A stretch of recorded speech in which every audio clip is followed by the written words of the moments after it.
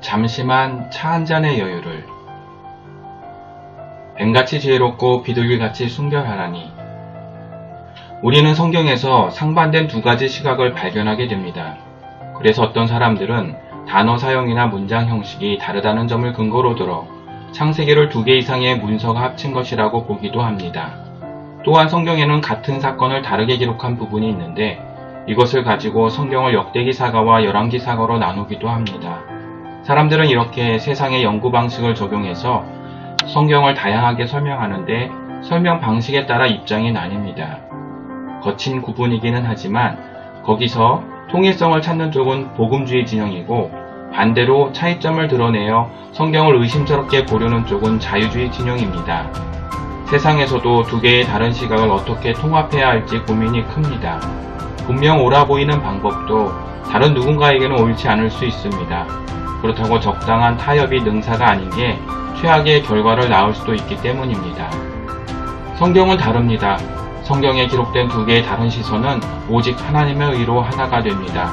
문제는 죄로 부패한 이 땅의 것은 어떤 것도 하나님의 의를 스스로 담아낼 수 없고 담아내더라도 타락한 인간은 그것을 깨닫지 못한다는 것입니다. 성경의 다른 2가지 시각은 하나님이 부족해서가 아니라 인간의 부패와 결함 때문입니다. 사람들은 성경의 다른 시각에 불편함을 느낍니다. 예를 들어 다윗이 인고조사를 하게 된 원인을 한 책은 사단의 격동이라고 말하지만 다른 데에서는 하나님의 감동이라고 봅니다. 다행히 하나님은 다윗의 인고조사에 대한 2개의 다른 시선에 따른 오해와 억측에도 불구하고 핀잔하지 않으시고 우리를 따뜻하게 품어주십니다. 하나님은 부패한 땅의 역사와 언어 그리고 인물과 사건을 가지고도 하나님의 뜻을 분명히 담아내시지만 하나님의 뜻이 우리 가운데 이루어지게 하시려고 예수님을 보내셨습니다. 하나님은 예수라는 열쇠로 우리에게 하나님의 의를 확연하게 보이셨고 오늘날 성령으로 열어보게 하십니다. 그러나 불행히도 이 시대는 세상의 지혜로워 보이는 방식을 의지하여 서로 다른 것을 통합할 수 있다는 교만에 깊이 물들어 있는 듯 합니다.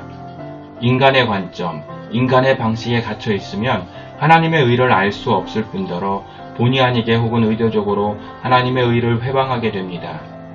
예수님은 하나님께 바쳐야 할 충성과 이 땅에서 사는 성실을 구분하시건만 사람들은 하나님의 나라와 세상 나라 사이에서 갈팡질팡할 뿐 아니라 세금을 누구에게 바쳐야 하는지 떠보며 예수님을 책잡으려고 합니다.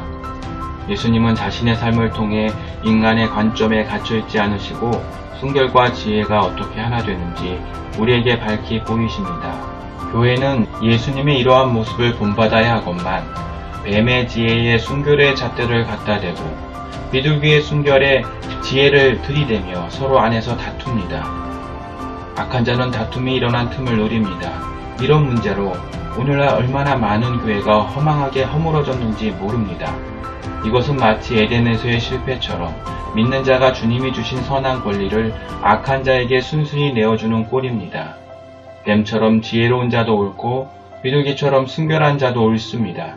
이것은 진영 논리로 편을 가른다거나 모든 걸 다 옳다고 보는 문란한 이교도적 사상에서 하는 말이 아닙니다. 새 속에 물든 신앙을 숨기려고 화장하듯 군칠한 말이 아닙니다. 순결과 지혜를 하나 되게 하신 예수님의 말씀 앞에 우리 자신을 비춰보자는 것입니다. 뱀같이 지혜로워야 할 때 비둘기처럼 구는 나에게, 비둘기처럼 순결해야 할 때 뱀처럼 구는 나에게 나약하지 말라고, 비겁하지 말라고 크게 경계하는 말입니다. 육체를 입고 있는 우리는 우는 사자의 먹잇감에 불과합니다. 성령 충만하다는 사람도 다를 바 없습니다. 신령한 사람이라도 예수님의 은혜뿐입니다. 예수님은 인내와 오래 참음을 우리에게 요청하십니다. 근신하여 깨어 기도하라고 당부하십니다. 기도합시다.